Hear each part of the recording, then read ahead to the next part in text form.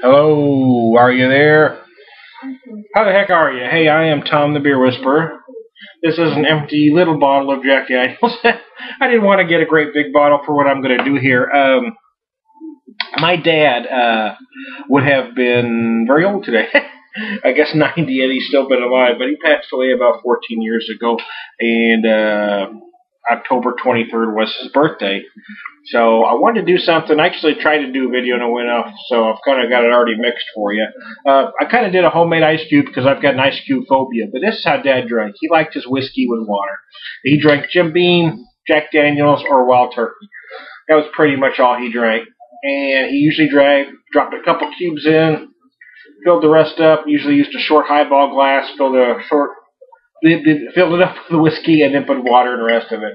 Well, I made my ice cube out of about a shot of water. Then I put a shot and a half of whiskey in, and probably about a shot of water on top of that to kind of get the feel of how Dad drank them.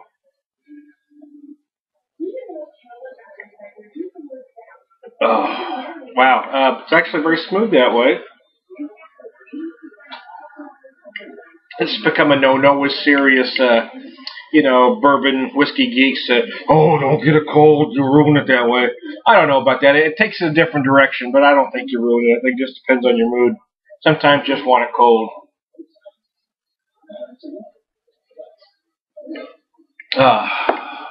Today's JD is different than what Dad drank, though, and that's the honest truth.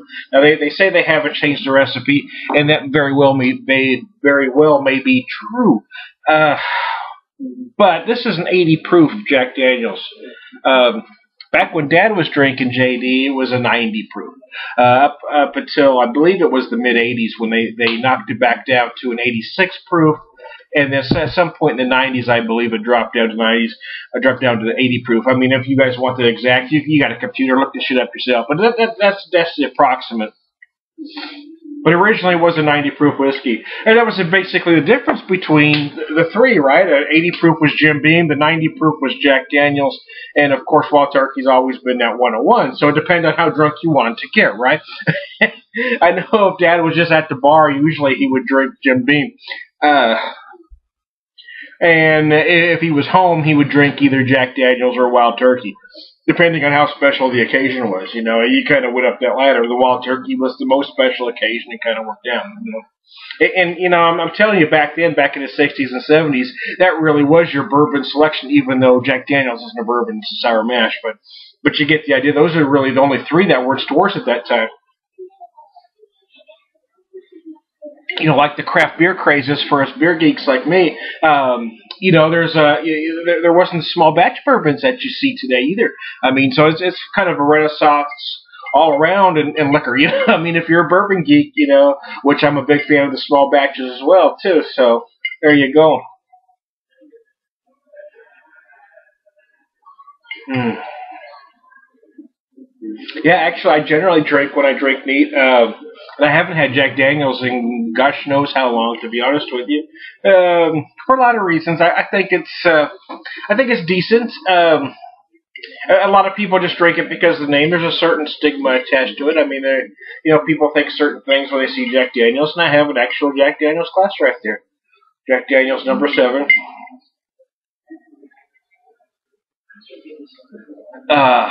But the truth is, I think there's bourbons that I prefer. I won't use the term better because that is really subjective. I'm having troubles talking tonight. This is my very first drink. That's why I drink. Anyways, I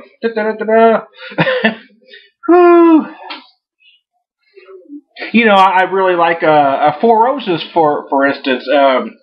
There's places I could pick it up for about $12, $13 a bottle, and I find it to be a much more well-rounded, has much more character than Jim Beam or Jack Daniels. So, but I am seeing here why he liked this, because actually like this is very easy drinking. That's why he drank so much, I suppose. Whew, it's very smoky. There's some sweetness. This isn't as sweet as many bourbons, though. Well, sour mash. It's technically a sour mash, not a bourbon. But it tends to get lumped in that bourbon category.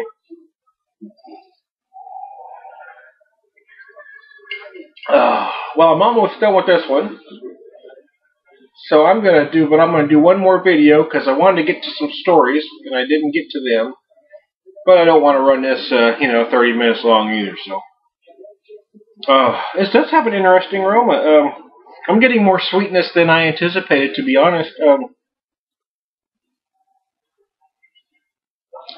lot of people like to drink this straight. I'm not, I've said this before. I drink it neat if I'm drinking straight. A lot of people like to shoot this. I do not shoot. A lot of people want to put Coke in it. I think that's just a travesty to drop, to put Coke in liquor. But, hey, that's just me. It baffles me when people buy really good whiskey and then put Coke in it. If you're going to drop Coke in it, you might as well buy the cheapest, most rotten stuff you can have. That's ridiculous. And that was, that's what Dad would say. Dad was against dropping soda pop in liquor, man. Ooh, you mix it with water, just spray. Dad was out of the tap. I just can't do tap water. I got another phobia, but that's another thing. I got a lot of issues we could stem back, but anyway, that's a whole other video. Oh. Well, Dad, I'm going to drink one more for you, but I'm going to do it in a part 2. Jack Daniels, and this is the Beer Whisperer reminiscing about his dad a little bit.